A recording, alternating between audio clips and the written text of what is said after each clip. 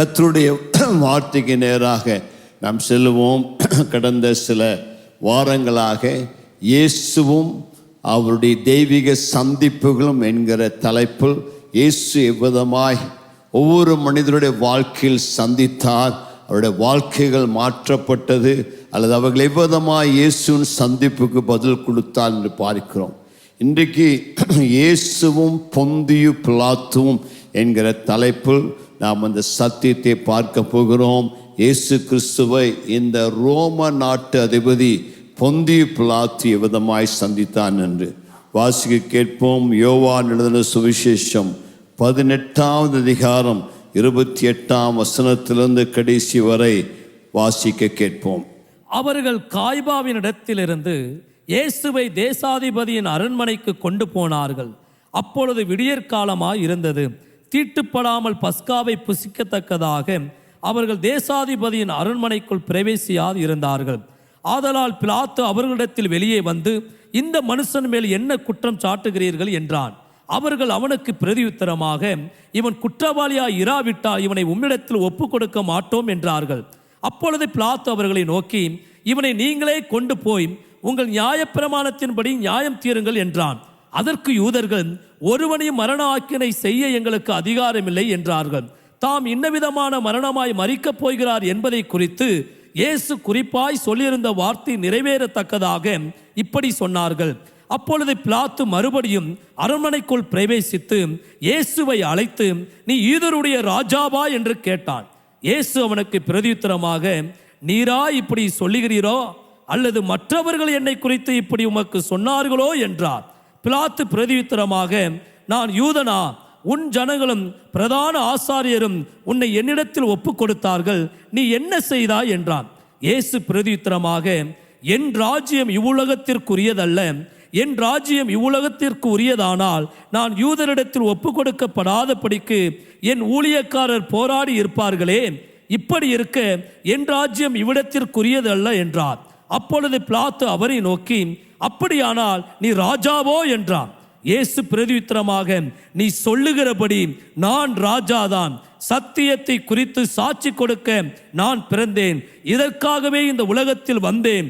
சத்தியவான் எவனும் என் சத்தம் கேட்கிறான் என்றான். அதற்கு பிலாத்து, சத்தியமாவது என்ன என்றான். மறுபடியும் அவன் யூதர்களிடத்தில் வெளியே வந்து, நான் அவனிடத்தில் ஒரு குற்றமும் காணேன்.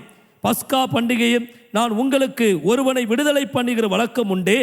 ஆகையால் யூதருடைய ராஜாவை நான் உங்களுக்காக விடுதலை பண்ண உங்களுக்கு மனதுண்டா என்றான். அப்பொழுது அவர்கள் எல்லாரும், இவனை அல்ல, பரபாசை விடுதலை பண்ண வேண்டும் என்று மறுபடியும் சத்தமிட்டார்கள். அந்த பரபாஸ் என்பவன் கள்ளனாயிருந்தான். ஆமென். ஆண்டவராய் இயேசுவிடம் பிலாத்து கேட்ட 4 மிக முக்கியமான கேள்விகளை குறித்து இந்த நாளிலே நாம் தியானிக்க போகிறோம். பிலாத்துவை குறித்து நாம் முதலாவது அறிந்து கொள்வது அவசியம். பிலாத்து யார் என்று சொன்னால், ரோம நாட்டினுடைய ஒரு கவர்னராக, தேசாதிபதியாக காணப்படுகிறான். ரோம சாம்ராஜ்யத்தினால இஸ்ரவேலை ஆளுகை செய்ய நியமிக்கப்பட்டான். அதாவது இயேசுவின் நாட்காலத்தில் ரோமர்கள் முழு உலகத்தையும் ஆட்சி செய்தார்கள். அவர்கள் முழு உலகத்தையும் ஆட்சி செய்யும் பொழுது அவர்கள் ஒவ்வொரு தேசத்திற்கும் ஒரு கவர்னரை நியமிப்பாங்க.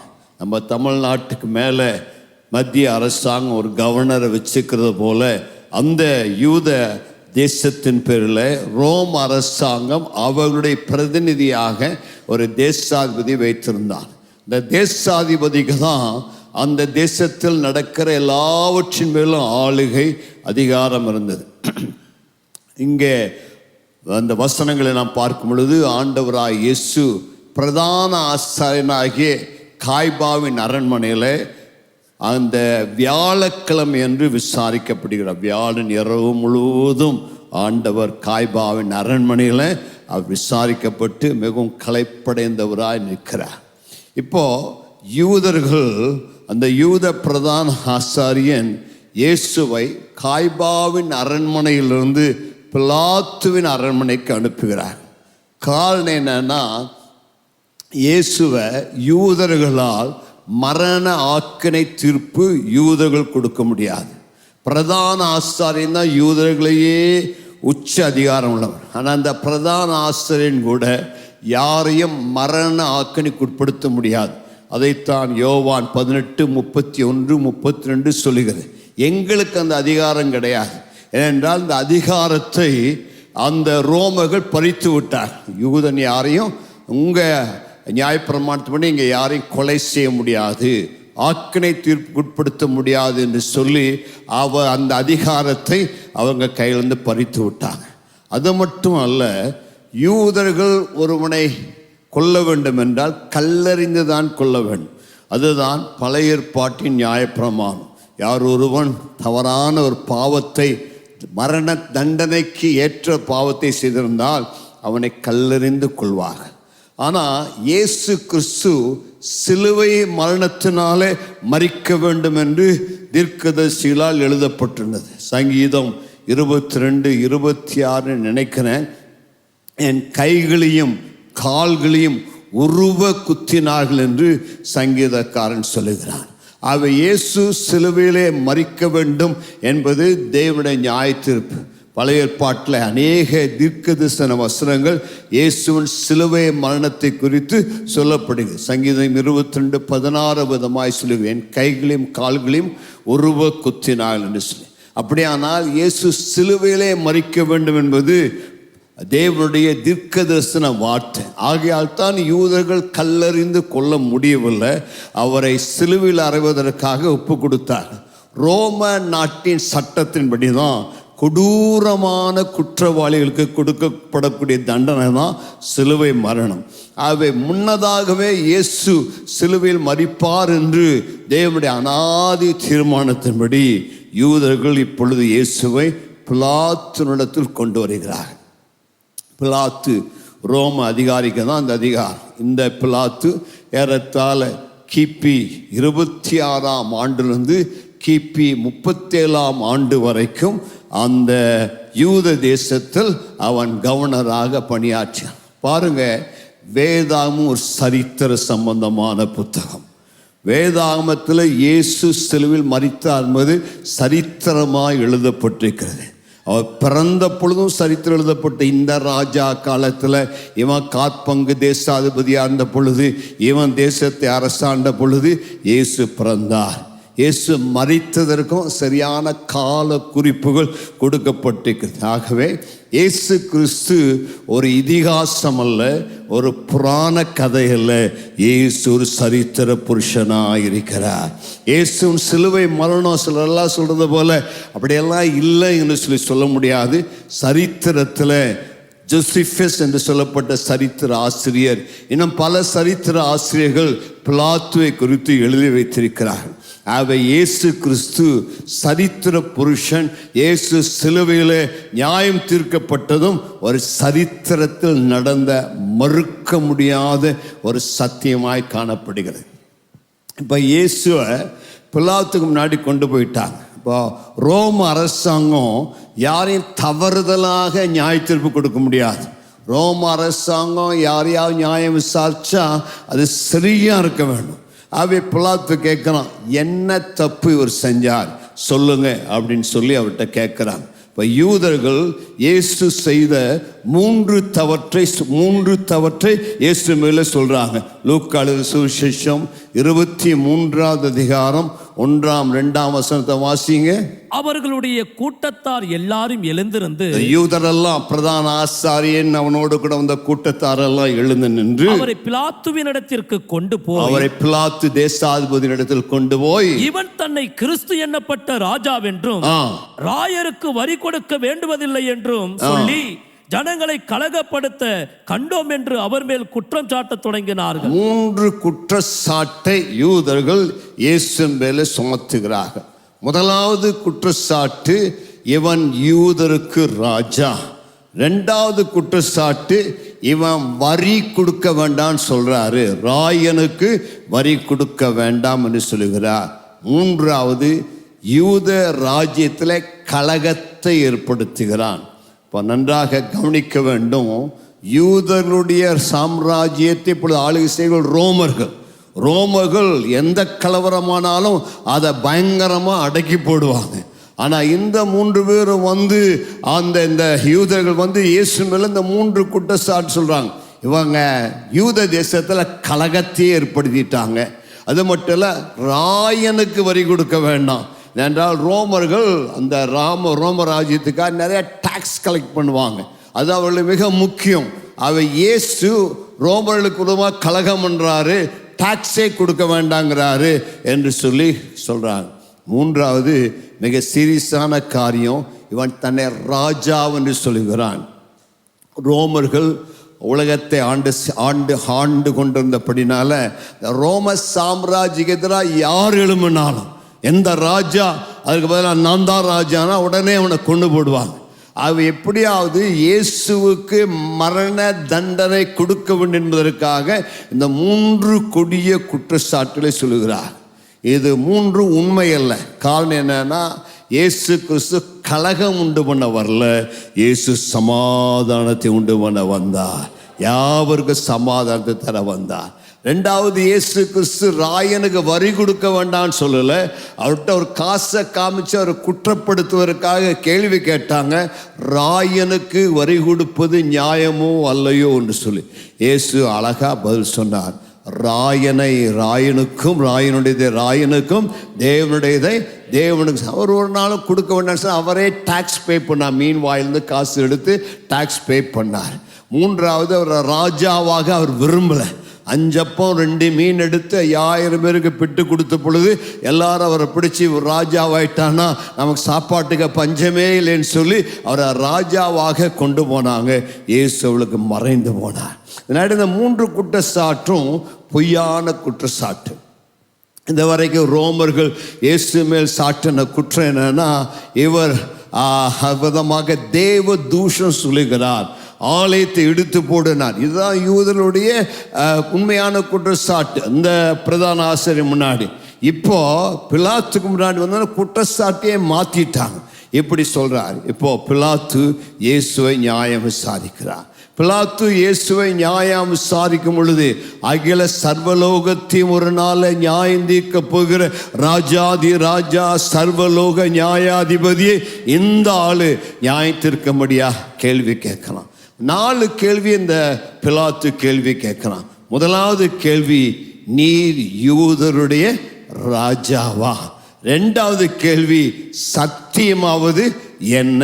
3வது கேள்வி, பரபாசியா இயேசுவியா, யாரை நான் உங்களுக்கு விடுதலையாக்க வேண்டும்? 4வது கேள்வி, அவதமாக இயேசு என்னப்பட்ட கிறிஸ்துவை நான் என்ன செய்வேன்? இந்த 4 கேள்விகளுக்கும் இன்றைக்கு நாம் பதிலை பார்க்க போகிறோம். இந்த 4 கேள்விகளும் நம்முடைய வாழ்விலே மிக முக்கியமான கேள்விகள். இந்த கேள்விகளுக்கு நாமும் பதில் கொடுக்க வேண்டியது அவசியமாக இருக்கு.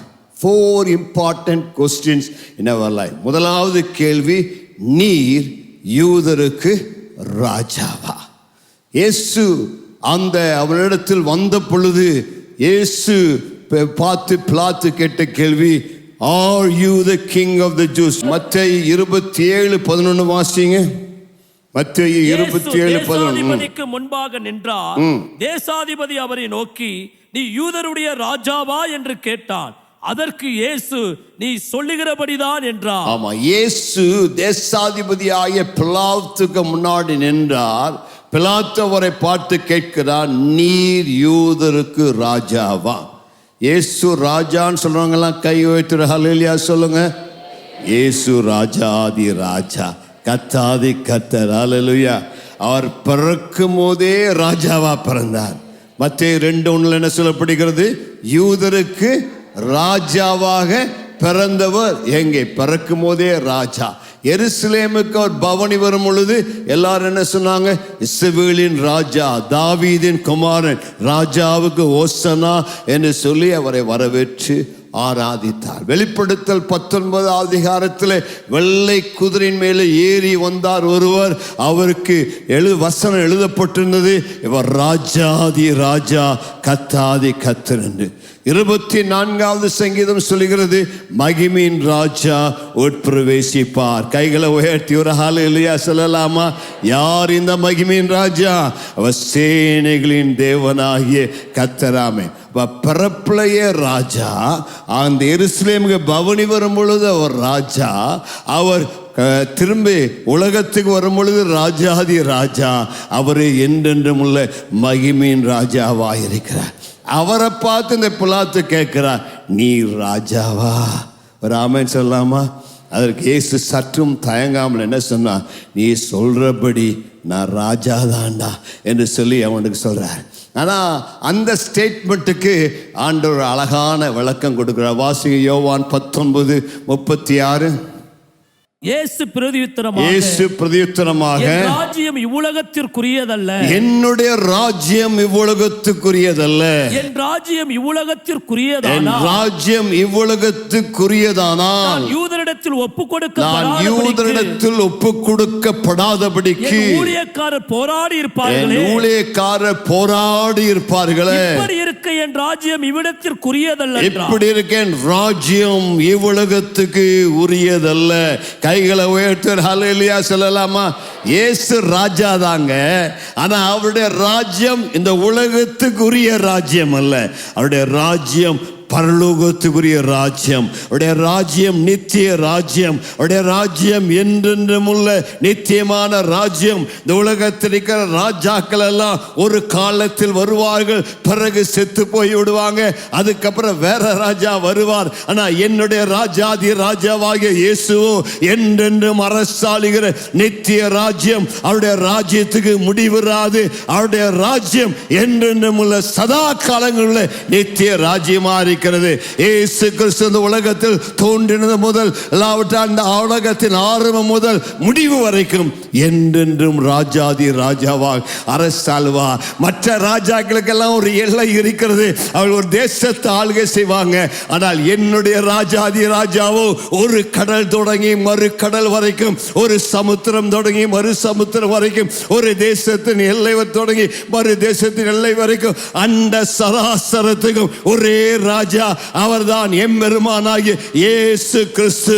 அவருக்கு ராஜ்யத்துக்கு ஒரு எல்லையை கொடுக்க முடியாது. இதுதான் உங்க ராஜ்யம், உங்க தேசம் சொல்ல முடியாது. என் தேசம் எல்லா என்னுடைய ஆண்டவராகிய இயேசு உலகம் முழுவதும் அரசாளுகிறார். இந்த உலகத்தின் ராஜாக்கள் அவங்க எப்படி ஆளுகை பண்ணுவாங்கன்னா, மனுஷனை பயப்படுத்தி கட்டாயப்படுத்தி அல்லாவிட்டால் பலவிதமான காரியங்களை சொல்லி அவர்கள் பலவந்தமாய் ஆட்சி செய்வார்கள்.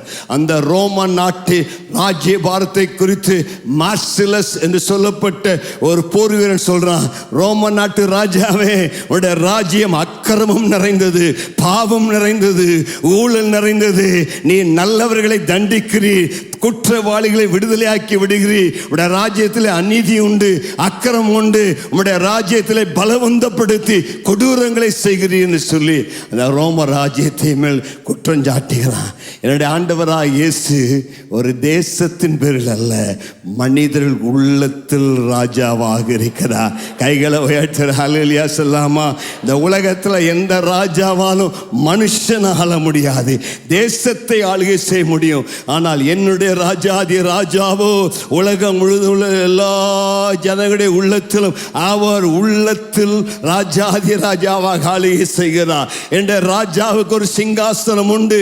அதுதான் இருதயத்தின் சிங்காசனம், அதுதான் உள்ளத்தின் சிங்காசனம். யாரெல்லாம் அந்த ராஜாதி ராஜா இயேசு பார்த்து, இயேசு ராஜா என் உள்ளத்தில் வாங்க, என் உள்ளத்தில் ஆளுகை செய்யுங்கன்னு கேட்கிறாங்களோ, அவர்கள் உள்ளத்தில் ராஜா இயேசு உள்ளே வந்து அவருடைய ராஜ்யத்தை ஸ்தாபிப்பார். அருமையான ஐயா அம்மா, உங்க உள்ளத்தின் ராஜ்யத்தில் ஆளுகை செய்கிறது யார்? உங்க இருதயத்தின் ராஜா யார்? இந்த உலகத்தின் அரசாங்கங்களா, இந்த உலகத்தின் சட்ட திட்டங்களா? இந்த உலகத்தின் ராஜ்யத்தில் நீங்கள் இருந்தால் உங்களுக்கு நிம்மதி கிடையாது, சமாதானம் கிடையாது, விடுதலை கிடையாது.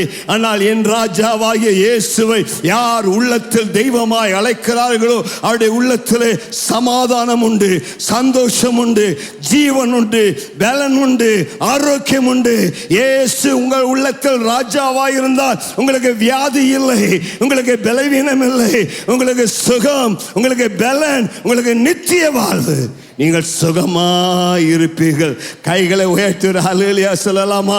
ஆகையால் தான் இயேசு சொன்னார், என்னுடைய ராஜ்யம் இந்த உலகத்தின் ராஜ்யம் அல்ல, என்னுடைய ராஜ்யம் தேவ ராஜ்யம், அது பரலோக ராஜ்யம். தேவ ராஜ்யத்தில் அநீதி இல்லை, தேவ ராஜ்யத்தில் அக்கிரமம் இல்லை, தேவ ராஜ்யத்தில் அசுத்தம் இல்லை, தேவ ராஜ்யத்தில் பாவம் இல்லை, தேவ ராஜ்யத்தில் சண்டை இல்லை. தேவனுடைய ராஜ்யம் புசிப்பும் குடிப்பும் அல்ல, அது பரிசுத்த ஆவியினால் உண்டாகும் நீதி, அது சந்தோஷம், அது சமாதானம். அந்த ராஜ்யம் உலகத்தின் ராஜ்யம் அல்ல, அது மனிதனுடைய உள்ளத்தில் வருகிற தேவராஜ்யம். இந்த தேவராஜ்யத்துக்குள்ள வர இயேசு உங்களை அழைக்கிறார். இந்த தேவராஜ்யத்தை பற்றி உங்களுக்கு சொல்கிறார். யார் ஒருவன் மறுபடியும் பிறக்கிறானோ, ஜலத்தினாலும் தண்ணீராலும் மறுபடியும் பிறவாவிட்டால் தேவராஜ்யத்தில் பிரவேசிக்க மாட்டான் என்று மெய்யாகவே உங்களுக்கு சொல்கிறேன். இந்த ராஜ்யத்துக்குள் வரக்கூடிய வழி என்ன?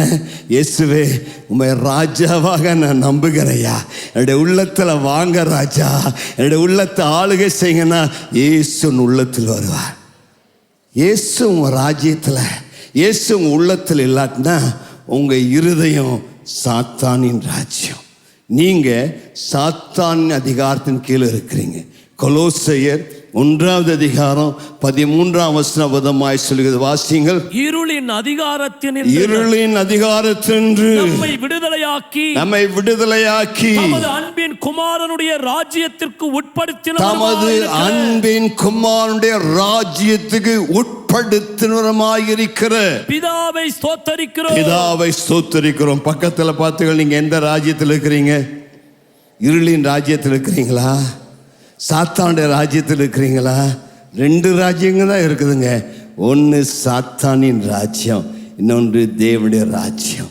ஒன்று இருளின் ராஜ்யம், இன்னொன்று இருளின் ராஜ்யம். நீங்கள் ஒளியில் இருக்கிறீங்களா, இருள் இருக்கிறீங்களா? இன்னைக்கே டிசைட் பண்ணிடுங்க. இருளின் ராஜ்யத்தில் இருக்குன்னு சொல்லிவிடலாம். சத்தமா கைகளை உயர்த்தி ஒரு ஹல்லேலூயா சொல்லலாமா? சில கையெல்லாம் உயருது. நீங்கள் கூட்டத்தின் முடிவில் கையை உயர்த்திக்குங்க. சரியா? இருளின் ராஜ்யத்தில் இருந்தால் அது வேதனை, அது பற்கடிப்பு, அது அழுகை, அது ஒரு நரகம். சாத்தான் கொடூரமானவன், பாவத்துக்கு அடிமைப்படுத்தி வச்சார். நேரம் போகிறது. ஆகவே இருளின் ராஜ்யத்தில் இருந்தால் இன்றைக்கு இயேசுவின் அன்பின் ராஜ்யத்துக்குள்ள வாங்க. அதுக்கு பேரே அன்பின் ராஜ்யம். கையை உயர்த்தி சொல்லுங்க, அன்பின் ராஜ்யம், ஒளியின் ராஜ்யம், ஆசீர்வாதத்தின் ராஜ்யம். இன்னைக்கு இயேசு உங்களை அழைக்கிறார். என்னுடைய அன்பின் ராஜ்யத்துக்கு வாப்பா. இருளின் அதிகாரத்திலிருந்து கஷ்டப்படாத, அந்த சாத்தானின் அதிகாரத்திலிருந்து உன்னை விடுதலையாக்கி என்னுடைய அன்பின் குமாரன் ராஜ்யத்துக்கு உள்ள கொண்டு வருவதற்காக நான் ராஜாவாக வந்தேன். இன்றைக்கு அவர் ரட்சகர், நாளைக்கு சீக்கிரத்தில் அவர் வரப்போகிறார். ராஜாதி ராஜா. கைகளை உயர்த்தி ஒரு ஆமென் சொல்லலாமா?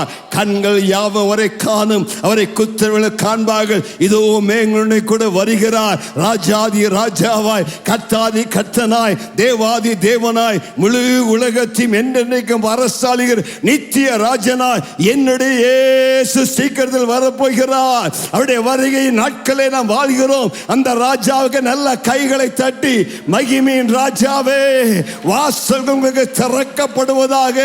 வாரும் வாரும், உம்முடைய ராஜ்யத்திற்காய், உம்முடைய வருகைக்காய் நாங்கள் காத்திருக்கிறோம்.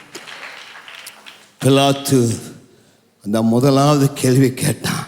நான் ராஜா தான் ஆண்டு பதில் சொன்னார். 2வது இன்னொரு கேள்வி கேட்கிறேன். வாசிங்க, யோவான் 18:37. அப்பொழுது பிலாத்து அவரை நோக்கி, அப்படியானால் நீ ராஜாவோ என்றார். அப்படியானால் நீ ராஜாவோ? இயேசு பிரதியுத்தரமாக, நீ சொல்லுகிறபடி நான் ராஜாதான். சத்தியத்தை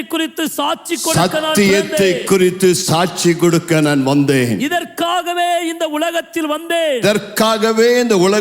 வந்தேன். சத்தியவான் எவனும் என் சத்தம் கேட்கிறான். அடுத்த வசனம், அதற்கு பிலாத்து சத்தியமாவது என்ன என்றான். ஒரு ஆமென் சொல்லலாமா? பக்கத்தில் பார்த்துக்க. சத்தியனா என்னங்க? ஒரு தேசாதிபதி, சத்தியத்தின்படி நியாயந்திருக்க வேண்டியவன், சத்தியத்தை அறிந்தவன், அவன் கேட்கிறான். என்னன்னு கேட்டான்? டேய், நீ சிங்காசனம் உட்காரக்கே தகுதி இல்லை. ஏன்னா உனக்கு சத்தியனால என்னன்னு தெரியாது. சத்தியம் என்னன்னு தெரியாம அங்க உட்கார்ந்துட்டு சத்தியபரனை சத்தியம்னா என்னன்னு கேள்வி கேட்கிறாயே, உனக்கு ஏதாவது அருகதை உண்டா? நீ நியாயாதிபதி, நீ நீதிபதி, உனக்கு சத்தியம் நல்லா தெரிஞ்சிருக்கணும்.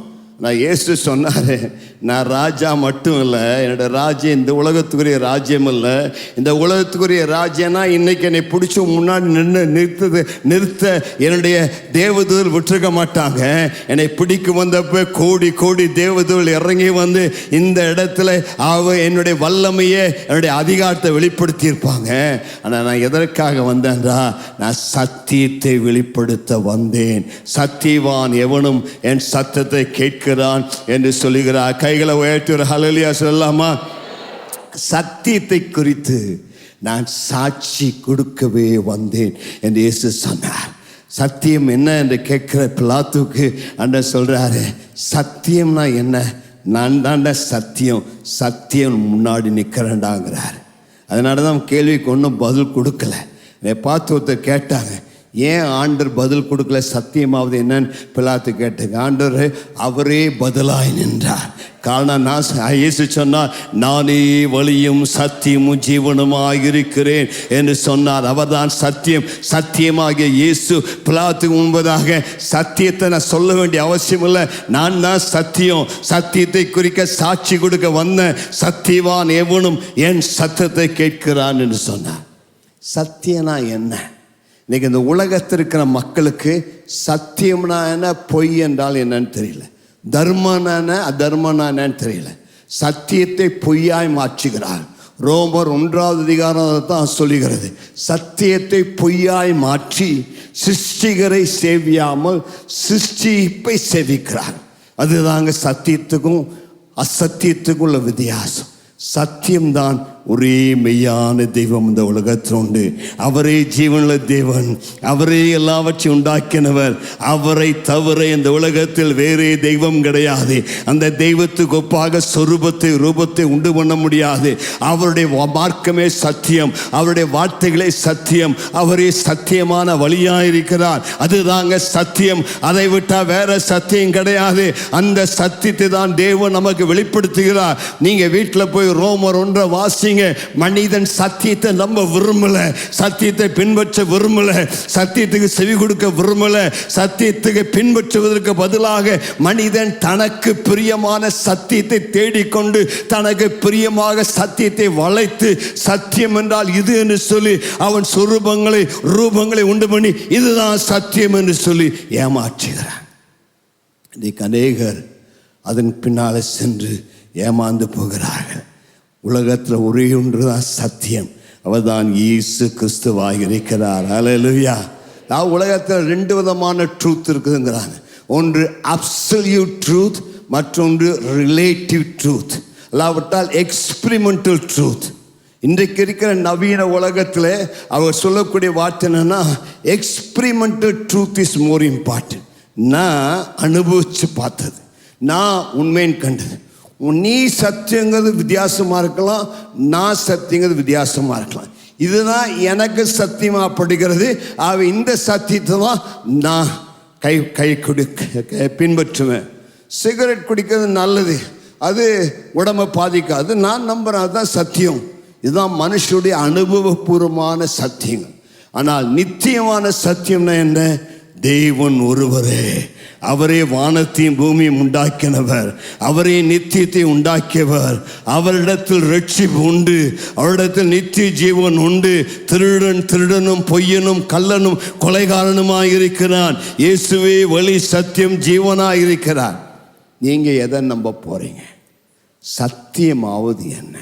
பிலாத்து கேட்ட கேள்வி, அதற்குள்ள பதில்தான் ஆண்டவர் சொல்லுகிறார், கர்த்தருக்கு மகிமை உண்டாவதாக. ஆகவே அந்த சத்தியம் எனக்கு எது சரியாய்ப்படுகிறதோ அது சத்தியம் நீங்க நினைக்க கூடாது.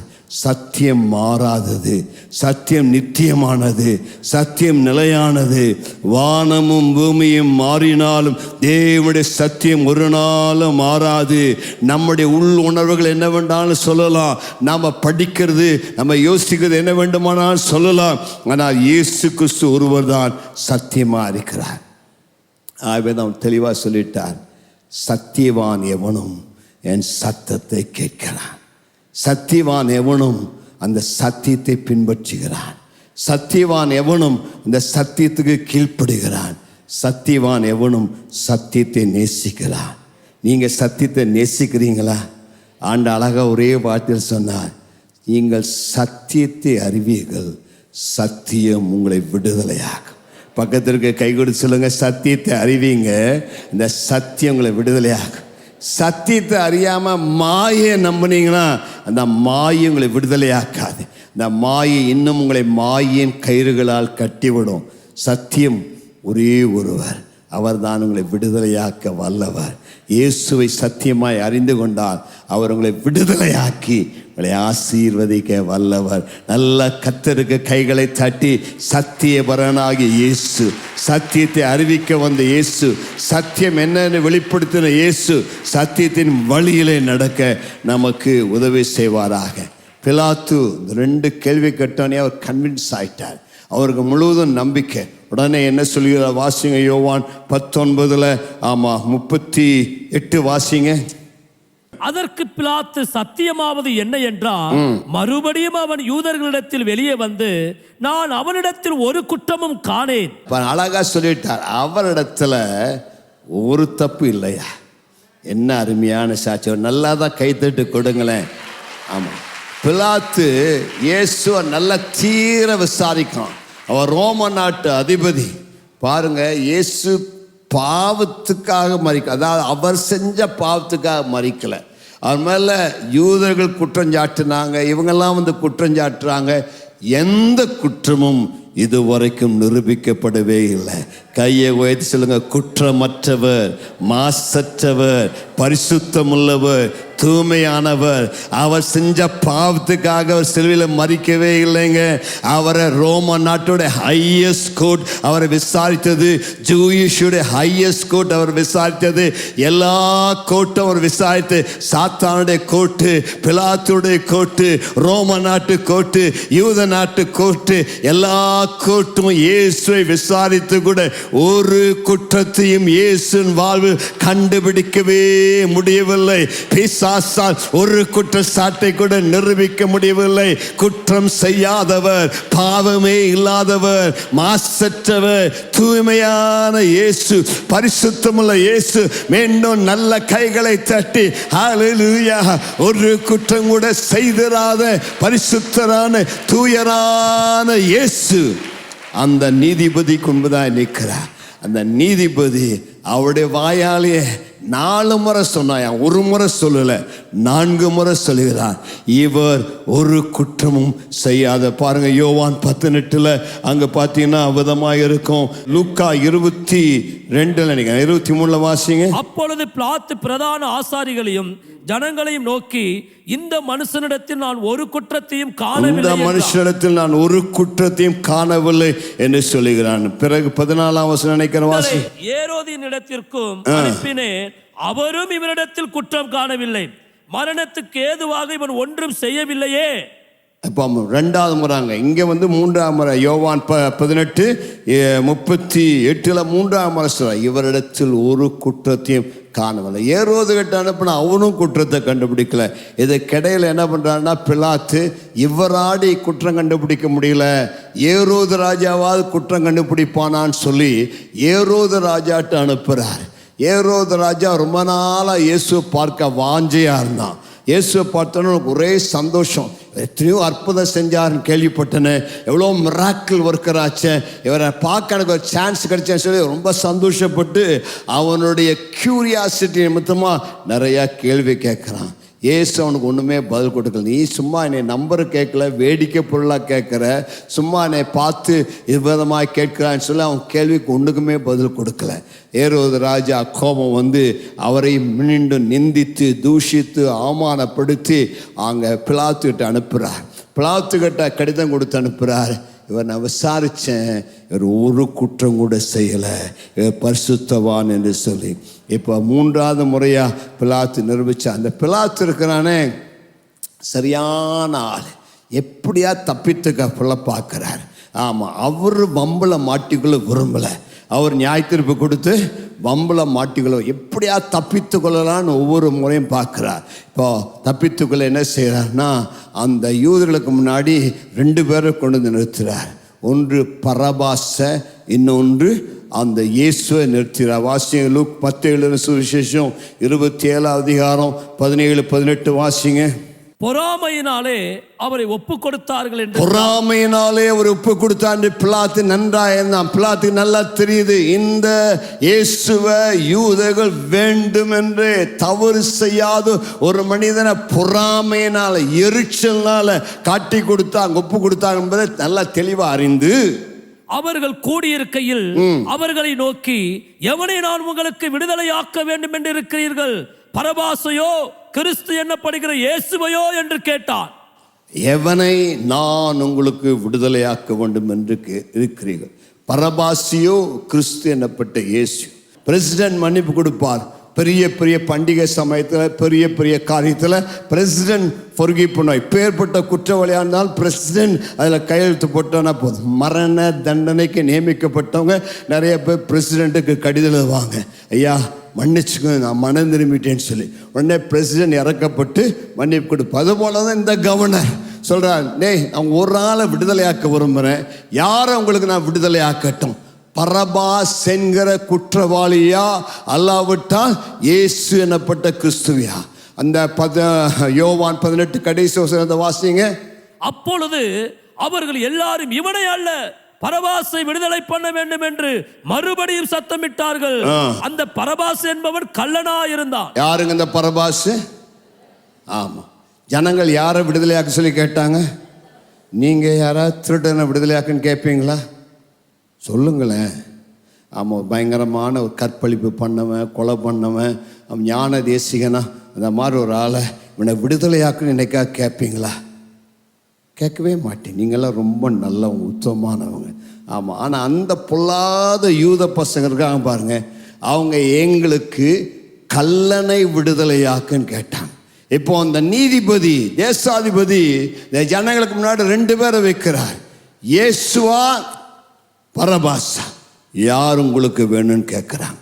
இன்றைக்கும் அந்த கேள்வி நமக்கு முன்பதாக வைக்கப்படும். நீங்கள் யாரை தெரிந்து கொள்வீர்கள்? இயேசுவையா, அல்லாவிட்டால் பரபாசியா? பரபாஸ் கொலையாளி, பரபாஸ் குற்றவாளி, பரபாஸ் கலகம் ஏற்படுத்தினவன், பரபாஸ் பயங்கர மோசமான. மற்ற சுவிசேஷத்தெல்லாம் வாசித்து பாருங்க. பரபாஸ் அந்த யூத தேசத்தில் பெரிய கலவரத்தை ஏற்படுத்தி பலவிதமான பிரச்சனை பண்ணவன். இந்த பரபாஸ் கொலைக்கு நியமிக்கப்பட்டவன்.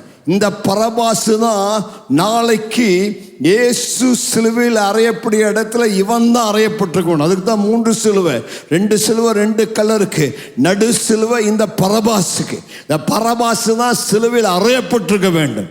ஆனால் இப்போ அந்த பரபாசை ஜனங்களுக்கு முன்னாடி நிறுத்தி பிலாத்து கேட்குறான், whom shall I release unto you, Barabbas or Jesus?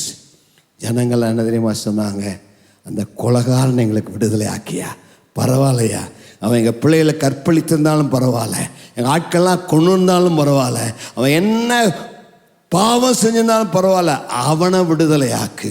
நீதிபரராக இயேசுவையோ சிலுவையில் அறையும் என்று கூக்கலிட்டார். எவ்வளோ வேதனையான காரியம் பாருங்க. அந்த நான் மரிக்க வேண்டிய இடத்துல இயேசு எனக்காக மரித்தார். அதுதான் தேவனுடைய அனாதி தீர்மானம். ஏன் அங்கே அது அப்படி நடந்ததுன்னா, தேவனுடைய அனாதி தீர்மானத்தின்படி பாவமில்லாத இயேசு, குற்றமில்லாத இயேசு, பரிசுத்தமான இயேசு உலகத்தின் பாவத்தை சுமந்து தீர்க்கும்படியாக, இந்த உலகத்தில் கொடூரமானவருடைய பாவத்தை தன்பொருள் ஏற்றுக்கொள்ளும்படியாக எனக்காக சிலுவிலே மரித்தார். கையை உயர்த்தி நன்றி இயேசுவே என்று அவருக்கு சொல்லலாமா? நீங்களும் நானும் இந்த பரபாசை போல கொலை செய்ய நியமிக்கப்பட்டிருந்தோம். நீங்களும் நானும் அந்த பரபாசை போல சிலுவையில் அறையப்படும்படியாக காணப்பட்டோம். நீங்களும் நானும் செய்த பாவத்தினாலே, அக்கிரமத்தினாலே அந்த சிலுவையில் மரித்திருக்க வேண்டும். ஆனால் உனக்கு பதிலாக, எனக்கு பதிலாக ஆண்டவராய் இயேசு தேவனுடைய முன் தீர்மானத்தின்படி சிலுவையில் அறையப்படுவதற்காக அங்கு கல்லனை போல, அங்கு கொலையாளியை போல, குற்றவாளியை போல ஜனங்களுக்கு முன்பதாக நிற்கிறார். பரபாஸ் என்று சொன்னால் சன் ஆஃப் த ஃபாதர், அப்பாவுடைய பிள்ளைன்னு சொல்லி அர்த்தம். ஆனால் இயேசு கிறிஸ்து சன் ஆஃப் ஜெகோவா, யெகோவா தேவனுடைய ஒரே பேரான குமாரன். இப்பொழுது 2 பேருக்கு முன்னாடி ஒரு தீர்மானம். நீ இந்த பிசாசுடைய மகனை தெரிந்து கொள்வாயா அல்லது தேவகுமாரனை தெரிந்து கொள்வாயா? ஜனங்கள் அந்த பிசாசின் மகனை தெரிந்து கொண்டார்கள். இன்றைக்கு நமக்கு முன்பதாக ஒரு கேள்வி. ஆண்டவருடைய வேதத்தில் ஆதியாகமத்திலிருந்து வெளிப்படுத்தல் வரைக்கும் பார்க்கிற இடத்துல ஆண்டவர் மனிதனுக்கு முன்பதாக எப்பொழுதும் ஒரு சாய்ஸ் வைக்கிறார். மனுஷனே, உனக்கு முன்பதாக 2 காரியங்களை வைக்கிறேன். நீ ஜீவனை தெரிந்து கொள்வாயா அல்லாவிட்டால் சாபத்தை, மரணத்தை தெரிந்து கொள்வாயா? நீ ஆசீர்வாதத்தை தெரிந்து கொள்வாயா அல்லாவிட்டால் சாபத்தை தெரிந்து கொள்வாயா? நல்ல வழி இது. இந்த வழியை விட்டு, நெருக்கமான வழியை விட்டு விசாலமான கேட்டுக்கு போகிற வழியை தெரிந்து கொள்வாயா? What do you want to choose? நீங்க எதை தெரிந்து கொள்ள விரும்புறீங்க? கேட்டுக்கு போகிற விசாலமான வழியா? நிறைய பேர் போறாங்க. கூட்டத்தோட கூட்டமா நீங்களும் போறீங்களா? இந்த கூட்டத்தில் இருந்த எல்லாரும் பரபாஸ் சொன்னாங்க. கொஞ்ச நாளைக்கு முன்னாடி தான் அந்த கூட்டத்தார் சொன்னாங்க, இயேசு மேசியா வாழ்க, ஓசனா ஓசனா, தாவீது குமாரனுக்கு ஓசனா.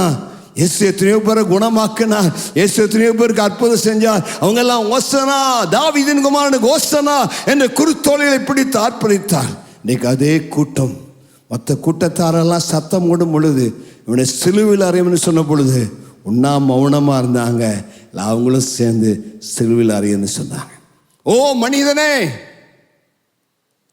உனக்கு முன்பதாக 2 காரியங்கள் வைக்கப்படுகிறது. நீ இன்று எதை தெரிந்து கொள்வாய்? ஆசீர்வாதத்தையா சாபத்தையா? ஜீவனையா மரணத்தையா? பரலோகத்துக்கு போகிற இடுக்கமான வாசலையா அல்லாவிட்டால் கேட்டுக்கு போகிற விசாலமான வாசலையா? இயேசுவாகிய ஜீவனை தெரிந்து கொள்வாயா அல்லாவிட்டால் மரணமாகிய சாத்தானை தெரிந்து கொள்வாயா? Choice is yours. நீங்க தான் தெரிந்து கொள்றீங்க. நீங்க நரகத்துக்கு போனீங்கன்னா இயேசு குற்றம் சாட்டாதீங்க. உங்களுக்கு முன்னாடி தெளிவா ஆண்டவர் 2ஐயும் வச்சுட்டார். நீ தெரிந்து கொள்ளுப்பா, உனக்கு எது வேணும்? உங்களுடைய தெரிந்து கொள்வது தான் உடைய நித்தியத்தை தீர்மானிக்கக்கூடியதாக இருக்கிறது. கையை உயர்த்தி ஒரு ஆமென் சொல்லலாமா? உங்களுக்கு ஞானத்தை கொடுத்திருக்கிறார், சாய்ஸை கொடுத்திருக்கிறார். நீங்க தெரிந்து கொள்ளலாம். Yes, I want Jesus. எனக்கு இயேசு வேண்டையா, எனக்கு ஜீவன் வேண்டையா. அவர் தான் எனக்காக சிலுவையில் மரித்தார், அவர் தான் எனக்காக ரத்தம் சிந்தினார். இந்த இயேசு எனக்கு வேண்டும்னு சொன்னா உங்க வாழ்க்கை ஆசீர்வதிக்கப்பட்டிருக்கும். எவ்வளோ பிரசங்கத்தை கேட்டும் இல்லை, எனக்கு இந்த பிசாசு தான் வேண்டும், இந்த பாவ வாழ்க்கை தான் எனக்கு வேண்டும்னா உங்களுக்கு யாராலும் உதவி செய்ய முடியாது. ஆகவே தேவன் உங்களை எச்சரிக்கும் பொழுது நீங்கள் அதை சாதாரணமாக எடுத்துக்கொள்ளக்கூடாது. முழுவதும் ஆண்டவருக்கு உங்களை ஒப்பு கொடுப்பது அவசியம். இந்த பிலாத்துவுக்கு ஆண்டவர் 4 முறை எச்சரித்தார். 4 முறை அவர் பார்த்து ஒரு பாவமும் செய்யலைங்கிறார். அது மட்டும் இல்ல, பிலாத்துடைய மனைவி அவருக்கு செய்தி சொல்லி அனுப்புகிறார். பிலாத்துவின் மனைவி மத்தேயு 27 அதிகாரம் நினைக்கிறேன், அங்க செய்தி சொல்லி அனுப்புகிறார். இந்த நீதிமானை நீங்கள் ஒன்றும் செய்ய வேண்டாம். ராத்திரி சொப்பனத்தில் எனக்கு ஒரு சொப்பனம் வந்தது, அந்த சொப்பனத்தில் நான் எச்சரிக்கப்பட்டேன். ஆவே my dear husband, my beloved husband, இந்த மனுஷனை தவறுன்னு செய்யாதீங்க அப்படின்னு அவசரமா ஒரு போர்ச்சேவனை கூட்டு அனுப்புறார். மத்தேயு 27:19. இவர் ஒரு நீதிமான், இந்த நீதிமானை ஒன்றும் செய்யாத. சொப்பனத்தில் நான் வெகு பாடுபட்டேன். எவ்வளவு பாடுபட்டாருங்களாமா? ஆமா. சிலருக்காண்ட சொப்பனம் கொடுத்திருக்கிறார், சிலருக்காண்ட தரிசனம் கொடுத்திருக்கிறார், சிலர் சில விதத்தில் ஆண்டவர் தம்மை ஜீவனுள்ளவராக வெளிப்படுத்தி காண்பித்திருக்கிறார். நான் தான் இயேசு, நான் தான் உனக்காக சிலுவையில் மரித்தேன், என்னை விட்டு போகாத, மறுதலிக்காத எத்தனை முறை எச்சரித்தார். எபிரேயர் 2:4 சொல்லும் பொழுது, இவ்வளவு பெரிதான ரட்சிப்பை குறித்து நீ கவலையற்றிருப்பாயானால் தண்டனைக்கு எப்படி தப்பித்துக் கொள்வாய்?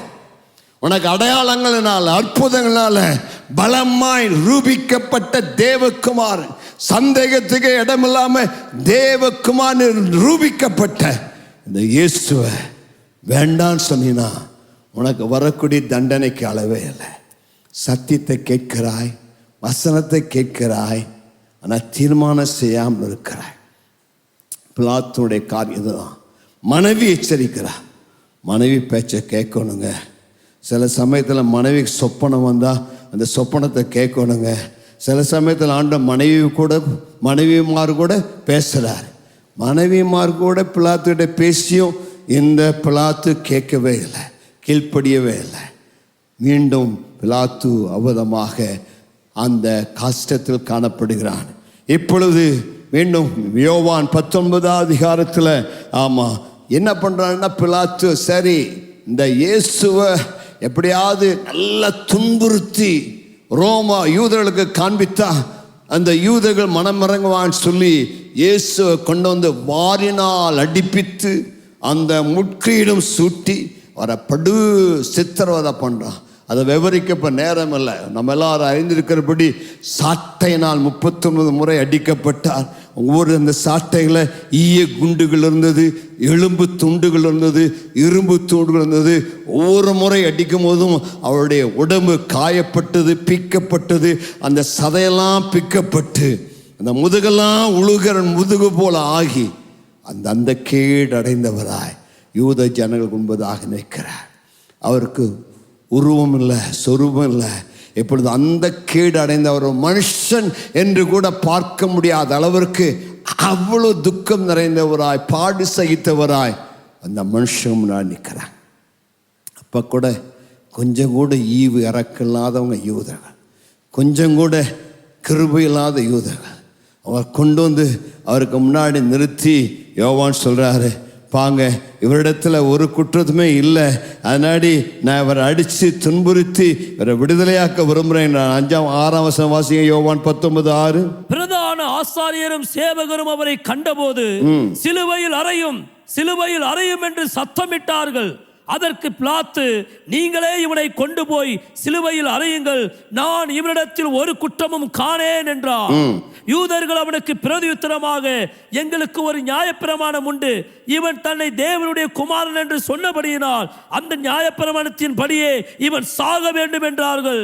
கர்த்தருக்கு மகிமை உண்டாவதாக. பிலாத்து இயேசுவை அவ்வளவாய் தண்டித்து அந்த யூத ஜனங்களுக்கு முன்னாடி கொண்டு வந்து, இதோ அந்த மனுஷன், behold this man. யோவான் சுவிசேஷத்தில் அந்த behold என்கிற வார்த்தை அடிக்கடி, behold the lamp of God, இந்த உலகத்தின் பாவத்தை சுமந்ததற்கு தேவ ஆட்டுக்குட்டி. இப்போ இந்த பிலாத்து சொல்றார், behold the man, இவர் தாங்க மனுஷன், 2ஆம் மாதம் பாவத்தை சுமந்ததற்கு வந்தவர். இந்த மனுஷனை பாருங்க, இப்போ அது இறக்கப்படுங்க, behold the manங்கிறாங்க. இயேசுவை பார்த்தோன்னே இன்னும் உங்களுக்கு கோபம் அதிகமாக வருது. இவனை சிலுவையில் அறையும் என்று கூப்பிடுறாங்க. ஏப்பா ஒரு குற்றம் கூட செய்யலையே, ஏன் நான் சிலுவையில் அறைய வேண்டும் மீண்டும் ரோம போட்சவன் கேட்குறான். இப்போ புதுசாக ஒரு குற்றச்சாட்டு சொல்கிறாங்க. இப்போ என்ன குற்றச்சாட்டு சொல்கிறாங்க?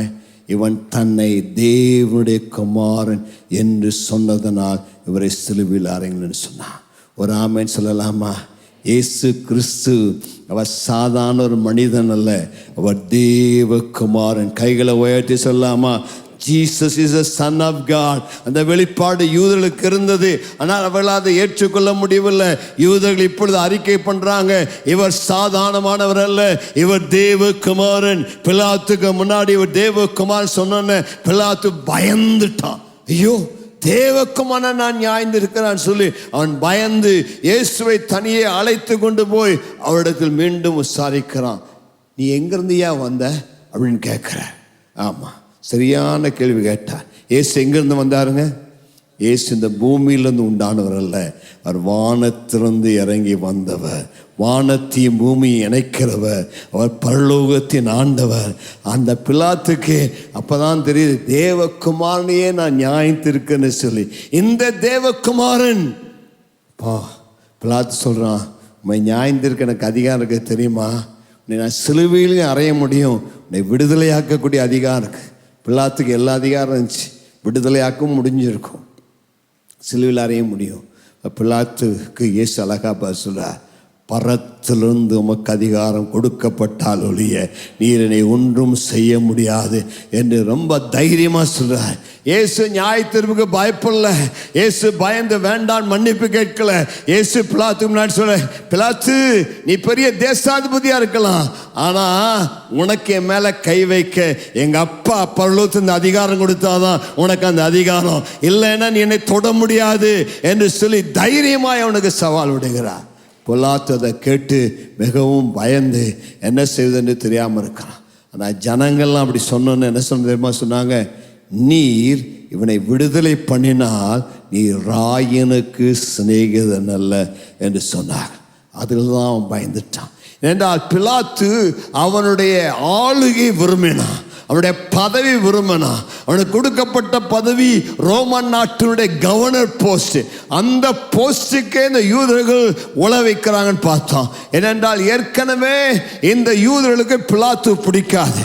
முதல் ஒரு தடவை இந்த பிலாத்து அவதமாய் ரோம நாட்டு சிலைகளை எருசலேமுக்கு கொண்டு வந்த பொழுது எருசலேமில் இருந்த யூதர்கள் எல்லாம் ரோம நாட்டு பிலாத்துக்கு எதிராக பெரிய கலாட்டா போயிட்டாங்க. அந்த ரோம நாட்டு பிலாத்து பார்த்து சொன்னாங்க, டேய் பிலாத்து எங்களை வேணா கொண்டு போடுறா, ஆயிரக்கணக்கான யூதர்களை கொலை செய்து விடு, நாங்க ஒரு நாளும் இந்த சிலையை உள்ள கொண்டு வர அனுமதிக்க மாட்டோம். நாங்க ரெண்டாவது அந்த யூதருடைய தேவாலய பணத்தை எடுத்து அவன் தண்ணி கொண்டு வரக்காக செலவு பண்ணான். யூதர்களை கொலை பண்ணி அந்த ரத்தத்தை பலிமிருகத்தோடு செஞ்சான். நாடு யூதர்களுக்கு பிடிக்காது இந்த பிலாத்துவை. அதனால தான் பிலாத்துக்கு சொன்னாங்க, பிலாத்து மீண்டும் தப்பு பண்ணிடாத, மீண்டும் யூதர்கள் கேட்கிற காட்டை செய்யலைன்னா உன்னை நாங்கள் ரிப்போர்ட் பண்ணிடுவோம், அங்கே சென்ட்ரல் கவர்மெண்ட்டுக்கு ரிப்போர்ட் பண்ணிடுவோங்கிறாங்க. இப்போ இந்த கவர்னர் தத்தளிக்கிறார், நான் எதாவது பண்ணிட்டா என் வேலை பறி போயிடும், என் வேலையா இயேசுவா, என் வேலை முக்கியமா இயேசு முக்கியமா, இந்த யூதரை திருப்திப்படுத்துவதா இயேசு விடுதலை ஆக்குவதா? இருதலை கொள்ளி எறும்பு போல அந்த பிலாத்து காணப்படுகிறான். யூதருக்கு இவனுக்கு இயேசுவை விடுதலை ஆக்கினா நீர் ராயனுக்கு சிநேகிதன் இல்லைன்னு சொன்ன வார்த்தை அவனை தொட்டது. உடனே ஒரு பாத்திரத்தை கொண்டு வர சொன்னான். இந்த பாத்திரத்தில் கையை கழுவி, என் பாடலப்பா, இந்த ரத்த பலிக்கு நான் நீங்களாக இருக்கிறேன், நீங்களே பார்த்துக்கொள்ளுங்கன்னு சொன்னான். பக்கத்தில் இருக்கப்பா சொல்லுங்க, கையை கழுவுவதனால பிரயோஜனம் இல்லை, தீர்மானம் பண்ணுவதுதான் மிக முக்கியம். இந்த பிலாத்து கையை கழுவுனா அவன் சாகிற வரைக்கும் கையை கழுவிட்டே இருந்தான்னு சொல்லப்படுகிறது. சாகிற வரைக்கும் அந்த குற்றம் அவனை உணர்த்தனால சாகிற வரைக்கும் கை கழுவிட்டே இருந்தான். ஆனால் அவன் கையை கழுவி ஜனங்கிட்ட கொடுத்தான். ஜனங்க சொன்னாங்க, இந்த ரத்தப்பழி எங்கள் மேலே வரட்டும்னு சொல்லி. ஆகவே தான் யூதர்கள் இன்று வரை மிகவும் அதிகமாய் பாய்க்கப்படுகிறார். சண்டை, கோபம், அடிதடி, மரணம், வியாதி, பலவிதமான பிரச்சனைகள் யூதர்களுக்கு காரணம். இந்த யூதர்கள் அன்றைக்கு சொன்னாங்க, இந்த இரத்தப்பழி எங்கள் மேலே வரட்டும், எங்கள் பிள்ளைகள் மேலே வரட்டும், எங்கள் சந்ததி மேலே வரட்டும். நாங்கள் ஆகவே தான் அவர்கள் படாத பாடுபடுகிறார்கள். இன்றைக்கு இயேசு அவர் கையில் ஒப்பு கொடுத்தான். நான்காவது மீண்டுமாய் பிலாத்து சொல்ற வருடத்தில் ஒரு குற்றத்தை காணவில்லை என்று சொல்லி இந்த ஜனங்களை பார்த்து கேட்கிறான், இந்த கிறிஸ்து என்னப்பட்ட இயேசுவை நான் என்ன செய்ய வேண்டும் என்று கேட்டான். அவன் கேட்டான். நாலாவது கேள்வி மீண்டும் வாசிங்க இந்த வசனத்தை. பிலாத்து அவர்களை நோக்கி அப்படியானால் கிறிஸ்து என்னப்பட்ட இயேசுவை நான் என்ன செய்ய வேண்டும் என்று கேட்டான். கிறிஸ்து என்னப்பட்ட இயேசுவை நான் என்ன செய்ய வேண்டும்? அவனை சிலுவையில் அறைய வேண்டும். இதுதான் மிக முக்கியமான கேள்வி. கிறிஸ்து என்னப்பட்ட இயேசுவை நீங்கள் என்ன செய்ய போகிறீர்கள்? இந்த கிறிஸ்துவை உங்க வாழ்வில் மேசியாவாக இரட்சகராக ஏற்றுக்கொள்ள போகிறீர்களா? அல்லது யூதர்களைப் போல வேண்டாம் என்று சிலுவையில் அறையும் என்று ஒப்பு கொடுக்க போகிறீர்களா? Are you going to reject Jesus or are you going to accept Jesus? பிலாத்து அந்த கூட்டத்தினுடைய ப்ரெஷர் தாங்க முடியாம, கூட்டம்லாம் அவனை கம்பல் பண்ணபடினால அவன் அந்த தீர்மானத்தை எடுத்தான். அவனுடைய வேலை பறிபோகும் என்பதற்காக இயேசுவை வேண்டாம் என்று ஒதுக்கினான். அவனுக்கு எல்லாம் தெரியும், இவர்தான் தேவகுமார்னு தெரிந்து கூட வேண்டும் என்று துணிந்து இயேசுவை நிராகரித்தான். யூத ஜனங்கள் வேண்டான்னு சொன்னாங்க. ஆனால் அந்த கல்வாரி சிலுவை மரத்தில் தொங்கின அந்த கல்லன் சொன்னான், ஆண்டவரே, நீ ஜீவனுள்ள தேவகுமாரன், உடைய ராஜ்யத்தில் வரும்போது என்னை நினைத்தலும் என்று ஆண்டவருக்கு தன்னை ஒப்பு கொடுத்தான். இன்றைக்கு உங்கள் வாழ்க்கையின் தீர்மானம் என்ன?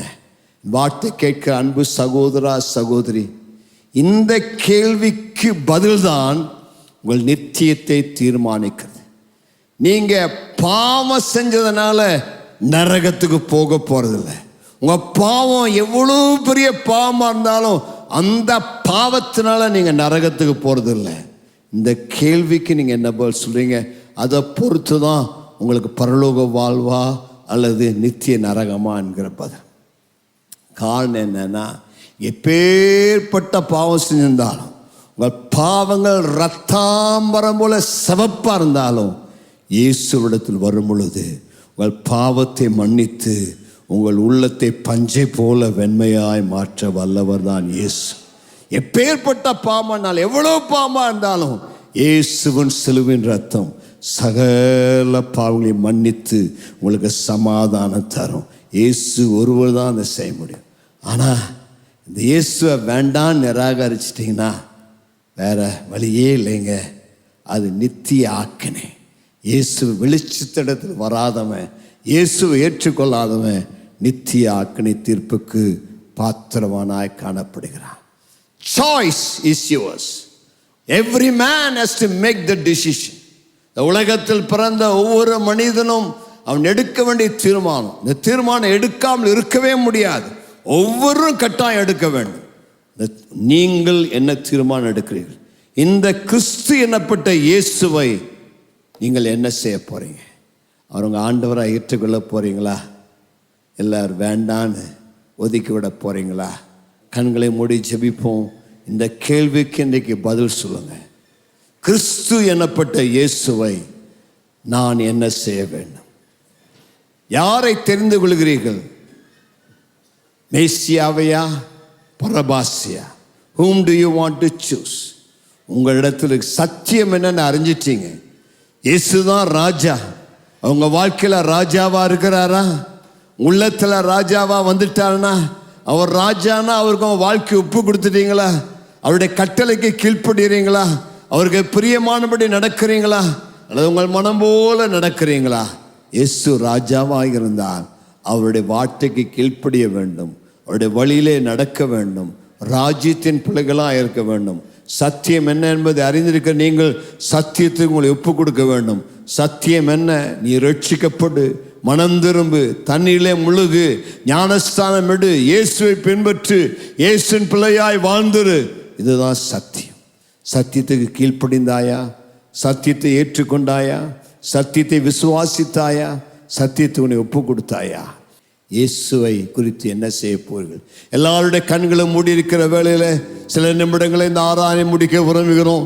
எல்லாரும் தலைகளை வணங்கி கண்களை மூடி இருக்கிற நேரத்தில் வசனத்தை கேட்ட மக்கள் இந்த வசனத்தை தங்கள் உள்ளத்தில் தியானித்தவர்களாய் நல்ல தீர்மானம் எடுக்க கிருபை தாரும். சமாதானத்தோடு ஆசீர்வாதத்தோடு அனுப்பும். கிருபை சூழ்ந்து கொள்ளும். இயேசுவின் நாமத்தில் பிதாவே, ஆமென்.